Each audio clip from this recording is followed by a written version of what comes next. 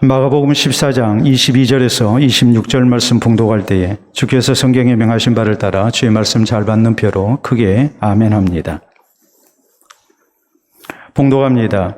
그들이 먹을 때에 예수께서 떡을 가지사 축복하시고 떼어 제자들에게 주시며 이르시되 받으라 이것은 내 몸이니라 하시고 또 잔을 가지사 감사기도 하시고 그들에게 주시니 다 이를 마시매 이르시되 이것은 많은 사람을 위하여 흘리는 나의 피 곧 언약의 피니라. 진실로 너희에게 이르노니 내가 포도나무에서 난 것을 하나님 나라에서 새 것으로 마시는 날까지 다시 마시지 아니하리라 하시니라. 이에 그들이 찬미하고 감람산으로 가니라. 아멘. 우리가 자주로 사용하고 듣는 말 가운데 밥상머리 교육이라는 말이 있습니다. 온 가족이 함께 밥을 먹는 자리에서 이루어지는 인성과 애절 등에 대한 교육을 말합니다. 윗 어른이 먼저 숟갈을 들어야 자녀나 손아래 사람이 숟갈을 들 수 있습니다. 그래서 부모를 공경하는 것과 또 사회생활에 필요한 예의범절을 배우게 했습니다. 이렇게 밥상머리 교육 참으로 우리에게 중요합니다.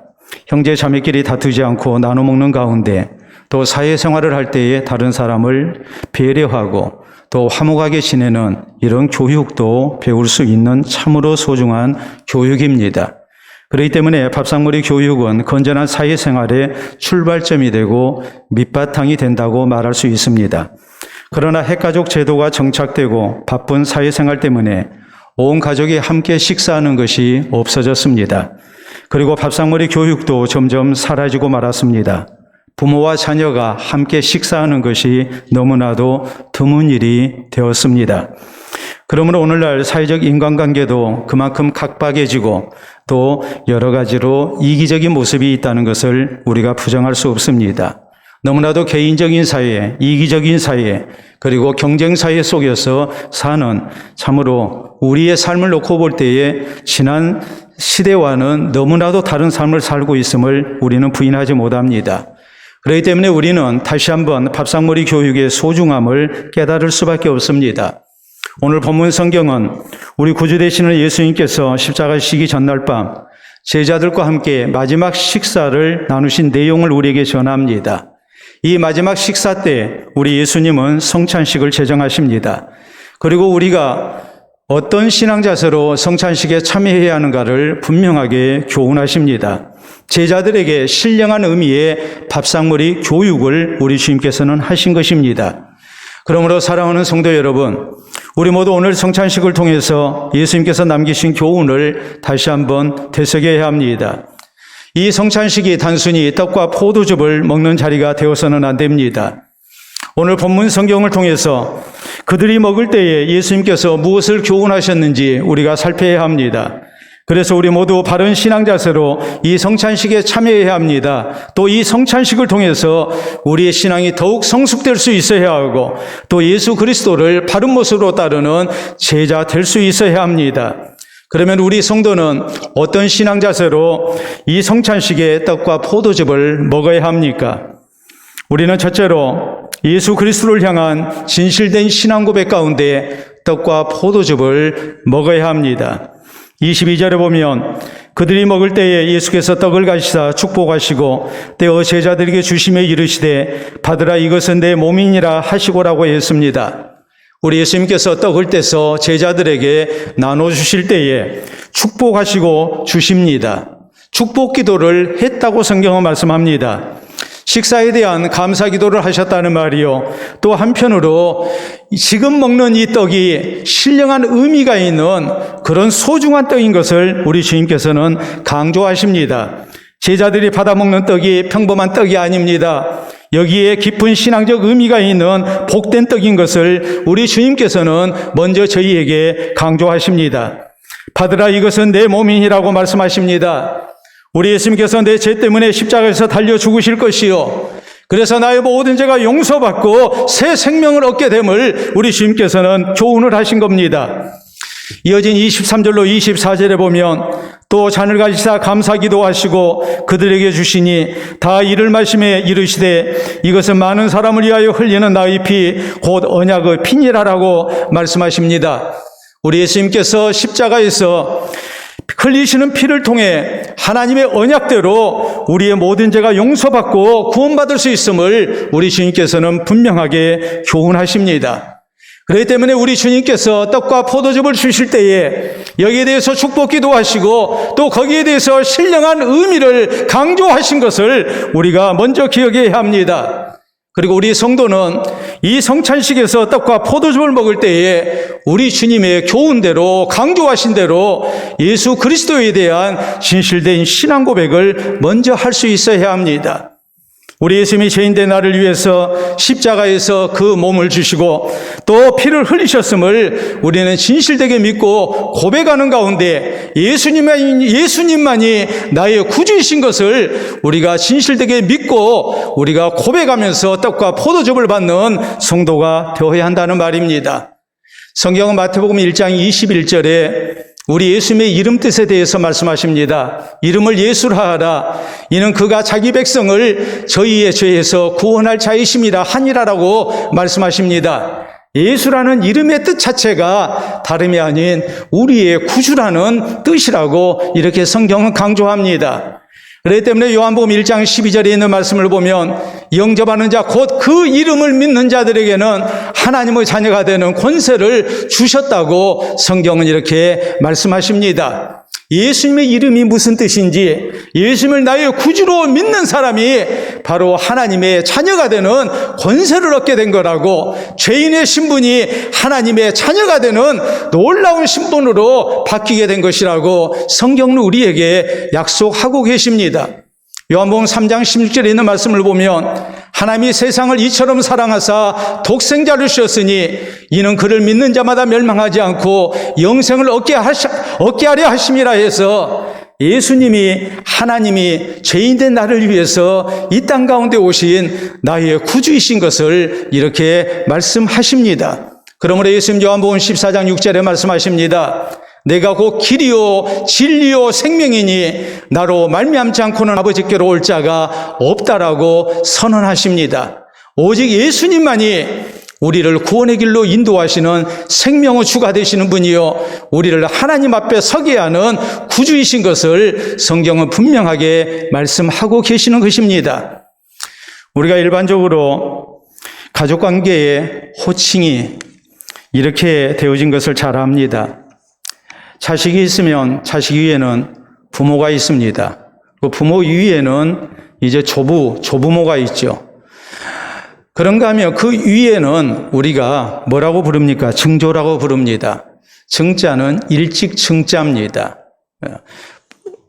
조부모보다도 더 위에 있는 그런 이제 조상을 우리가 이렇게 일찍 증자를 써서 증조라고 이렇게 얘기를 하는 겁니다.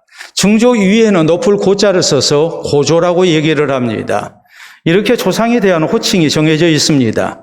자손에 대한 호칭은 어떻게 될까요? 아버지가 있으면 자식이 있습니다. 그런데 그 자식이 또 자식을 낳게 되면 이제는 손을 봤다고 그럽니다. 자손 손자죠.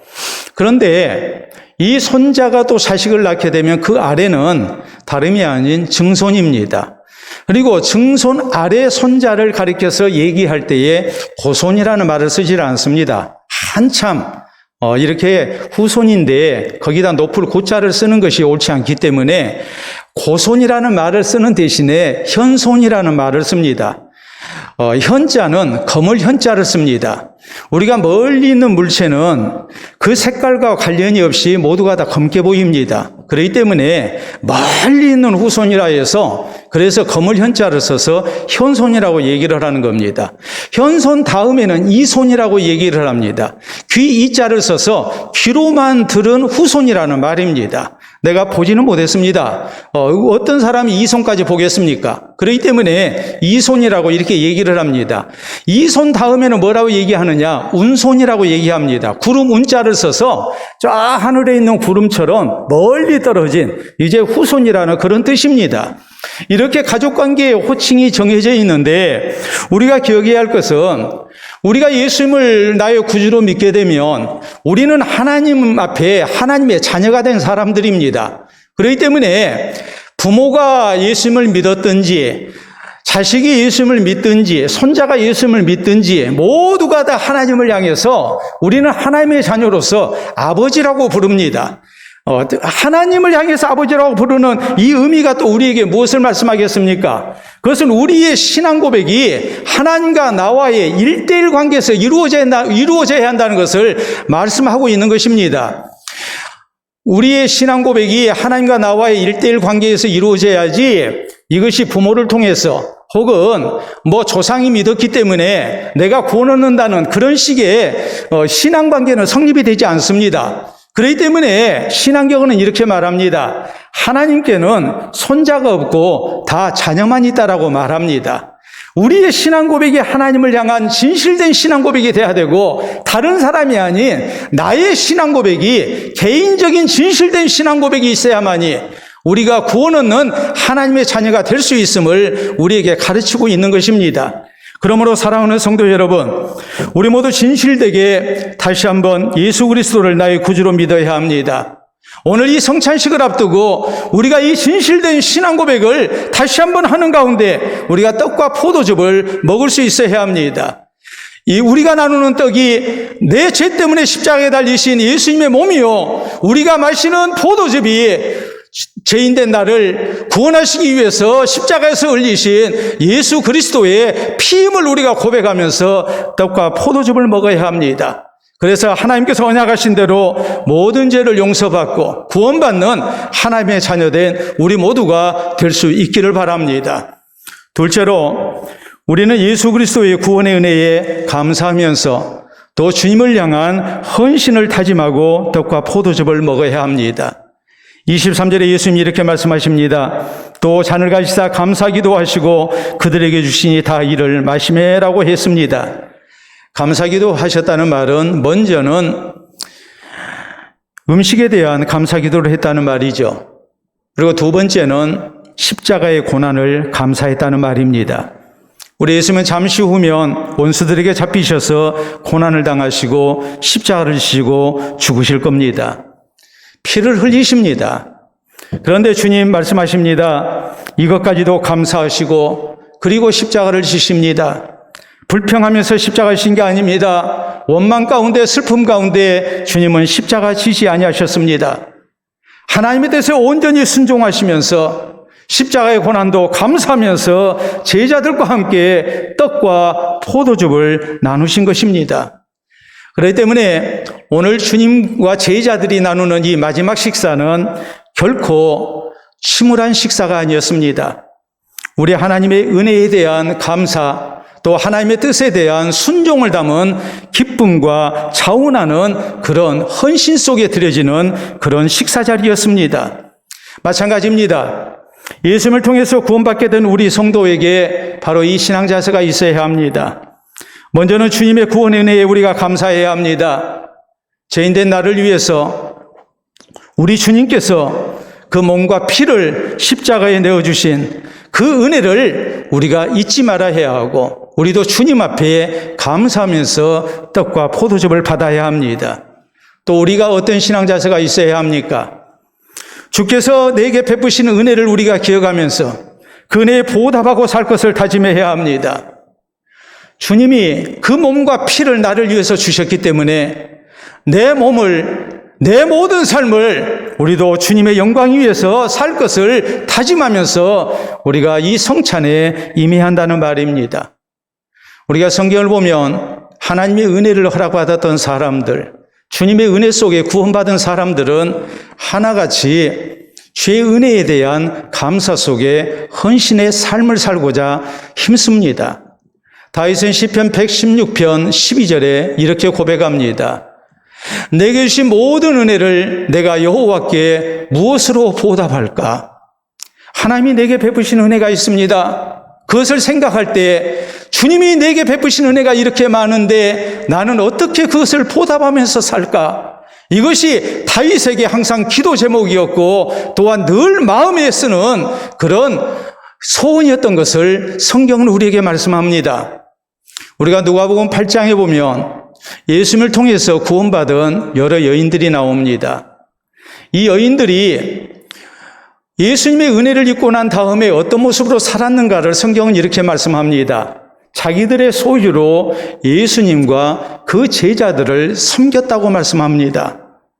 주님을 통해서 병든 내가 건강을 얻었습니다.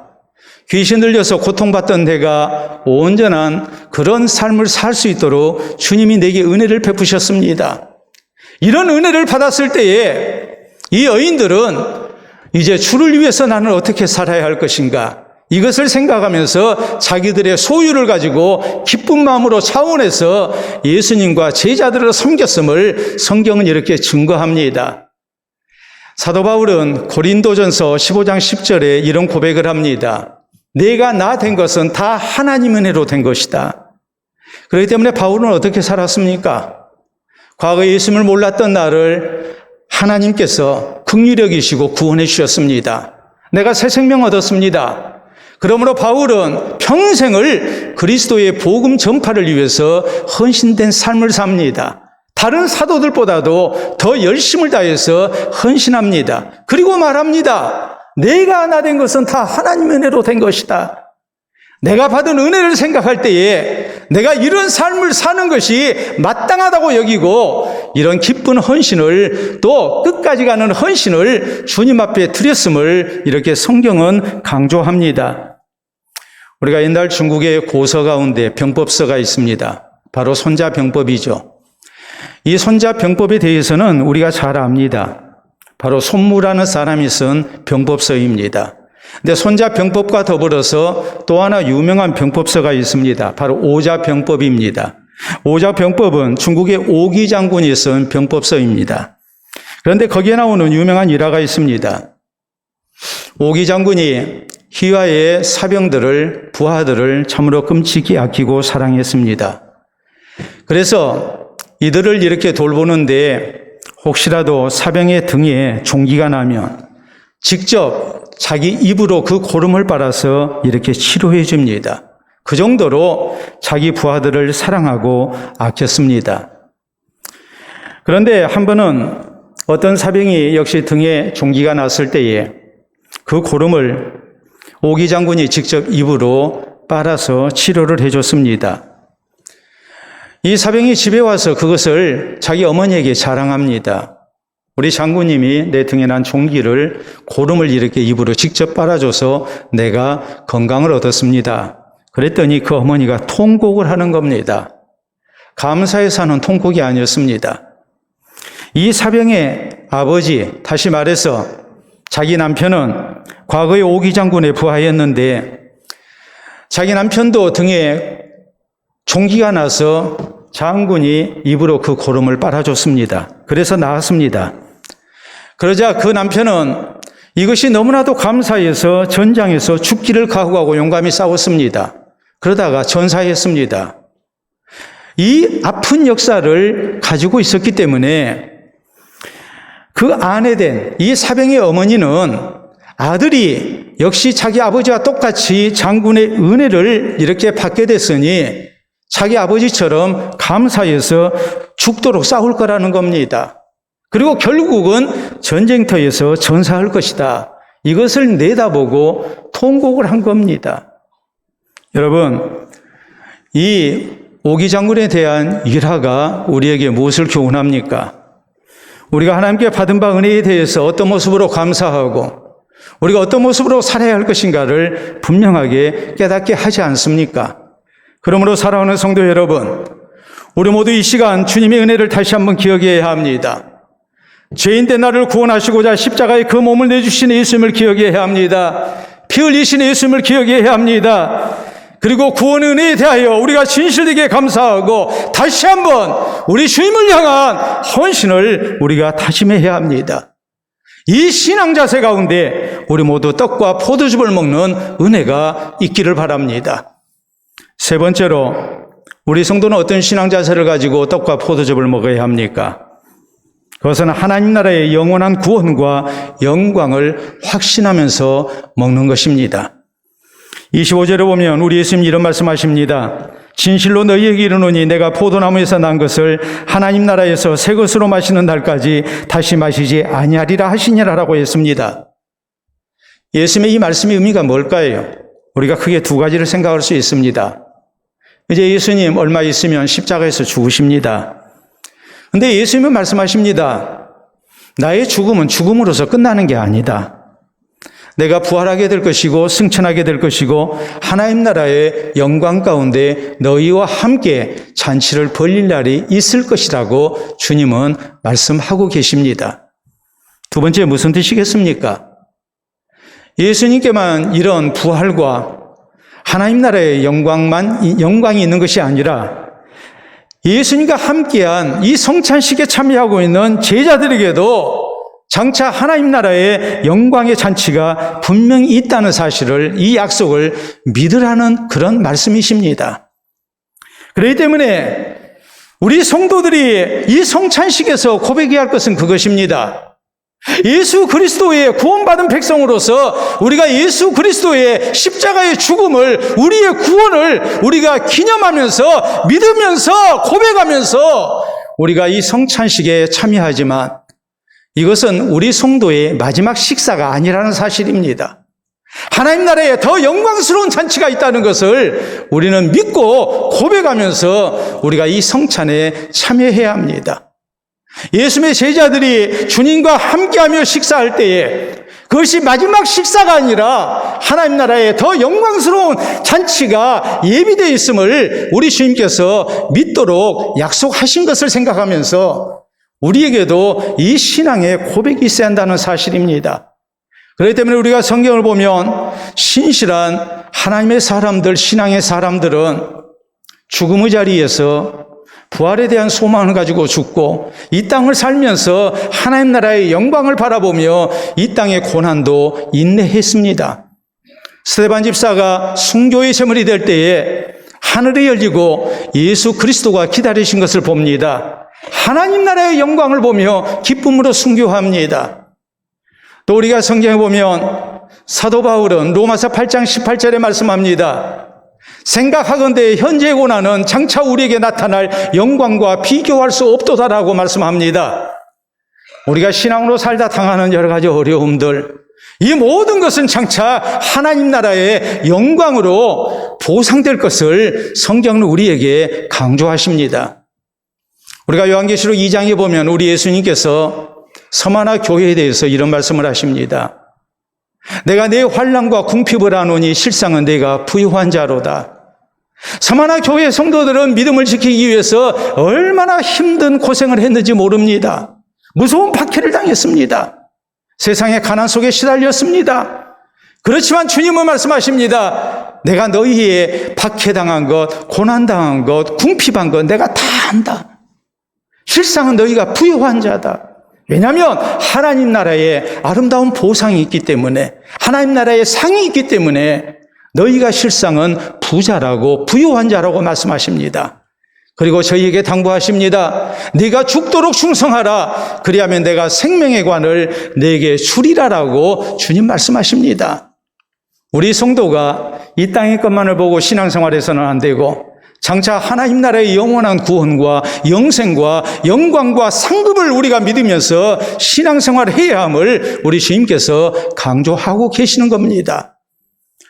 주 125년 유명한 기독교 변증가인 아리스티디스라는 사람이 있었습니다. 이분이 남긴 기록에 보면 기독교가 아주 급속도로 전파되는 이유를 이렇게 밝힙니다.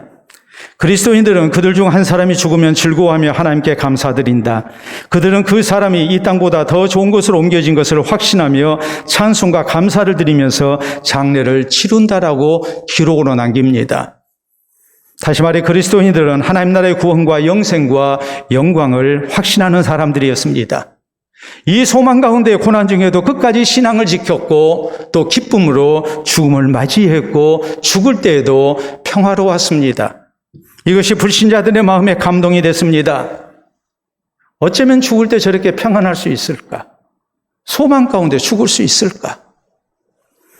그래서 많은 사람들이 예수님을 구주로 믿는 가운데 기독교가 급속도로 전파되는 계기가 됐다고 역사는 기록으로 우리에게 전합니다. 사랑하는 성도 여러분, 우리 성도에게도 이 신앙 자세가 있어야 합니다. 예수 그리스도처럼 십자가의 고난 다음에 있는 부활의 영광을 우리가 믿어야 하고 하나님 나라의 구원과 영생을 우리가 확신하며 신앙생활을 해야 합니다.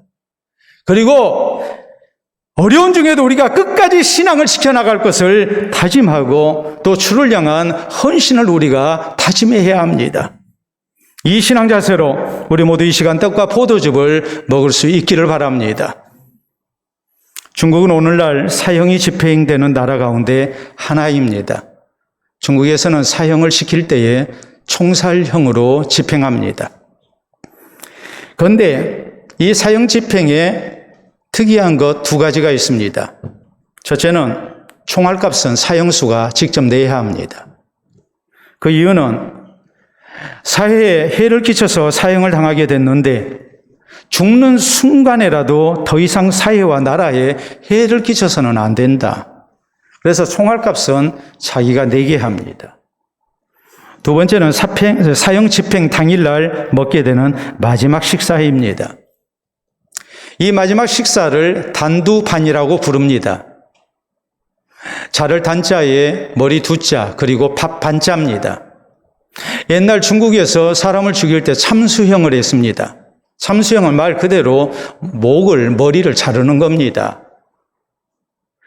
그렇기 때문에 사형을 집행할 때 먹는 마지막 식사 이것을 단두반이라고 이렇게 부른 겁니다. 대체적으로 사형수가 먹고 싶다는 것을 제공합니다. 그리고 어떤 경우 가족이 가져온 음식을 먹게 합니다. 근데 나라에서 제공한 마지막 식사든지 아니면 가족이 준비한 마지막 식사든지 그 음식 가운데 꼭 들어가야 하는 것이 있습니다. 그것은 생고기 한 조각입니다. 거기에는 중요한 이유가 있습니다. 죽고 난 다음에 그 영혼이 저승으로 가게 되는데 저승으로 가는 다리를 건너야 합니다. 이 다리를 잘 건너야 그 영혼이 환생할 수가 있고 새 사람이 돼서 이제 바른 인생을 산다고 믿습니다. 그런데 저승으로 가는 다리에 무서운 개 한 마리가 지키고 있습니다. 그렇기 때문에 그 개에게 생고기 한 조각을 주고 그것을 개가 먹는 사이에 건너는 겁니다. 죽음과 내세의 형벌에 대한 두려움이 낳은 미신적인 관습이 오늘날까지도 그대로 지켜지고 있습니다. 사랑하는 성도 여러분, 우리 예수님과 제자들이 나눈 마지막 식사는 이런 모습이 아니었습니다. 참으로 영적인 귀한 교훈이 있는 마지막 식사였고 성찬식이었습니다. 그러므로 26절은 이렇게 말씀합니다. 예수님과 제자들의 마지막 식사 후의 모습을 이에 그들이 찬미하고 감람산으로 가니라. 신령한 감사가 있었고 기쁨이 있었습니다. 하나님께 찬양을 올리면서 예수님께서 원수들에게 잡히실 감람산으로 십자가를 향해서 주님은 나아가십니다. 그러므로 이 시간 우리 모두 바른 신앙 자세를 가지고 우리도 성찬식에 참여해야 합니다. 성찬식은 침울한 식사 자리가 아닙니다. 우리 예수님과 제자들이 했듯이 죄인된 우리가 구원받음을 고백하며 하나님 나라의 영광을 향해 나아가는 참으로 소중한 식사가 바로 성찬식입니다. 그러기 위해서 우리에게 어떤 신앙의 자세가 있어야 합니까? 예수 그리스도를 향한 진실된 신앙 고백이 있어야 합니다. 우리 모두 다시 한번 떡과 포도즙을 받을 때에 죄인된 나를 위해서 십자가에서 죽으신 예수님만이 나의 구주이신 것을 우리가 진실되게 믿고 고백해야 합니다.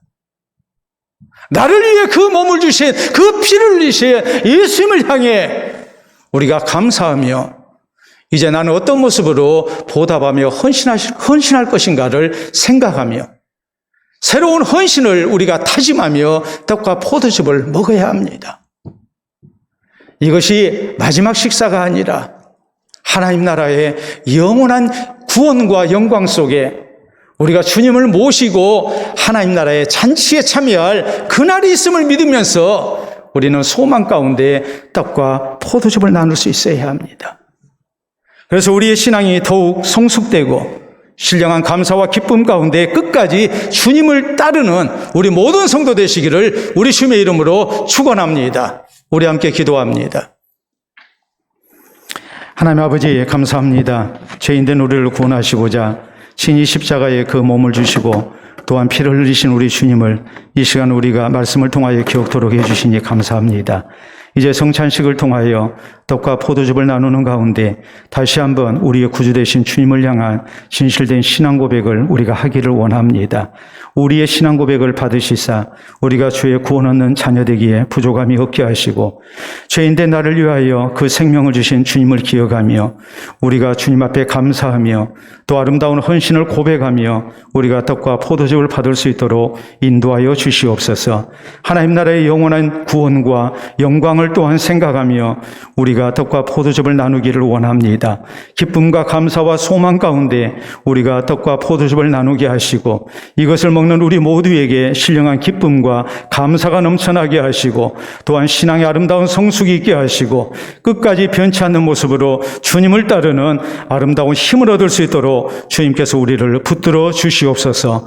이 시간 이후에 있게 될 성찬식에 성령의 크신 감동의 역사가 있게 하여 주시옵소서. 감사하며 예수님 이름으로 기도하옵나이다. 아멘.